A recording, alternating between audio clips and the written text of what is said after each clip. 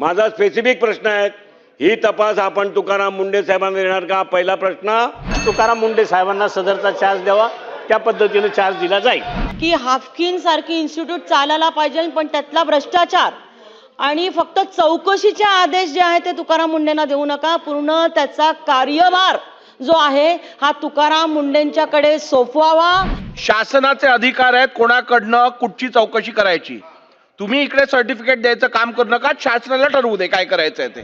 ही संस्था 50-50 कोटी रुपयेचा प्रॉफिट करणारी ही संस्था ज्या ज्या अधिकाऱ्यांमुळे या खड्ड्यात पडली आहे, माननीय वळसे पाटील साहेब म्हणाले, माननीय अतुल भातखळकरजी म्हणाले, आपण त्याची चौकशी हे सामान्य जणांकडनं करून घेऊ नका, ही चौकशी तुकाराम मुंडे साहेबांकडनंच करून घ्या.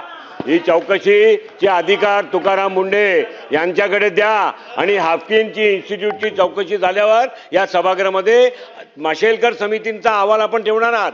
पण माशेलकर समिती 2017 मध्ये अहवाल देऊन गेली. आज 2026 आहे, केवळ 1400 कोटी रुपये मागितले होते. ही सरकार एवढी दुबळी आहे का? कुठली सरकार असेल ती की 1400 कोटी रुपये लोकांचा जीवनमान राखणारी, लोकांना अपंगत्वाकडनं वाचवणारी, अँटी व्हेनम लस बनवणारी, DTPची लस बनवणारी ही संस्था जगवण्यासाठी की कोणती दुबळी सरकार आहे जे 1400 कोटी रुपये देत नव्हती? अध्यक्ष महाराज, आणि म्हणून हा रिलायन्स लाईफ सायन्स असो किंवा कोणी असो, हे व्यावसायिक लोक आहेत, धंदे करणारी लोक आहेत, त्यांना प्रॉफिट पाहिजे.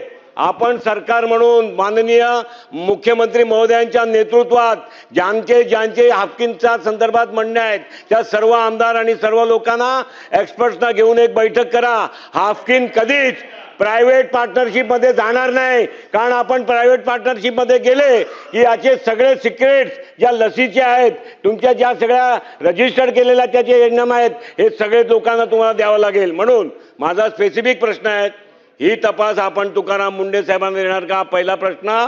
दुसरा प्रश्न असा आहे की आपण सरकारकडनं जी मदत लागेल ती द्या किंवा बॉन्ड बाहेर पाडा. लोक हाफकिनच्या नावाने कोट्यावधी रुपयाचे बॉन्ड देतील, पण हे प्रायव्हेट पार्टनरशिपचे धंदे बंद करा आणि फुल टाइम IAS ऑफिसर त्या तिकडे लावा आणि हाफकिनची साफसफाईची जबाबदारी, साफसफाई म्हणजे कचरा काढायची नाही, परंतु हाफकिनच्या गैरव्यवहारची साफसफाईची जबाबदारी आपण FDIचे कमिशनर तुकाराम मुंडेंना देणार का?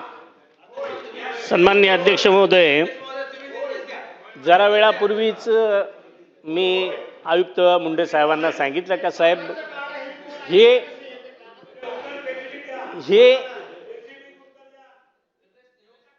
जे हाफकिन महामंडळ आहे ते सुस्थितीत आणायचं असेल तर अनेक लोकांच्या चर्चा आहेत का तुकाराम मुंडे साहेबांना सदरचा चार्ज द्यावा, त्या पद्धतीने चार्ज दिला जाईल. अध्यक्ष महोदय, हा प्रश्न यापूर्वी सुद्धा या सभागृहामध्ये खूप वेळा चर्चेला गेला. या हाफकिनचं खाजगीकरण करायचं काम हे जवळपास सरकारने निश्चित केलं होतं. त्यावेळेस सुद्धा आपल्या निदर्शनास ही बाब आली. अध्यक्ष महोदय, खाजगीकरणच्या नावाखाली शासनाची करोडो रुपयाची मालमत्ता, आता तुम्ही म्हणालात की 1 इंच जमीन दिली नाही, नंतर पुन्हा बोलताना म्हणालात की 5 एकर जमीन टाटाला दिली. म्हणजे तुमच्याच बोलण्यात किती विसंगती आहे. 1 इंच दिली नाही म्हणून सांगायची आणि 5 एकर जागा टाटाला दिल्यानंतर कबूल करायचं. अध्यक्ष महोदय, त्रिवेणी लस जी आहे, खरं तर आम्हा सगळ्यांना हाफकिनने वाचवलंय. 2007 मध्ये याच्यामध्ये रिसर्चसाठी, या त्रिवेणी लसीच्या रिसर्चसाठी नवीन तंत्रज्ञानाच्या सहाय्यानं बनवण्यासाठी अद्ययावत मशीन घेण्याचा प्रपोजल होता. हे जर देऊन टाकले असते, त्यावेळच्या त्या महेंद्रनी हे आर्थिक निधीची मागणी आपल्याकडे राज्य शासनाकडे नाही म्हणून खाजगी कंपनीकडे ते पाठवलं. इथेच तर चूक झाली. जर हे त्या ठिकाणी पाठवलं गेलं नसतं आणि तुमच्या डिपार्टमेंटनी पैसे दिले असते त्रिवेणी लसीच्या अद्ययावतीकरणासाठी, ऍडव्हान्स टेक्नॉलॉजी वापरायसाठी, तर आज ही संस्था मोडकळीस किंवा प्रश्नचिन्ह निर्माण झाला नसता. इथेच बेईमानीची खरी रूट जे आहे हे तुमच्या खात्याच्या इथेच बेईमानीचंही दिसते आहे.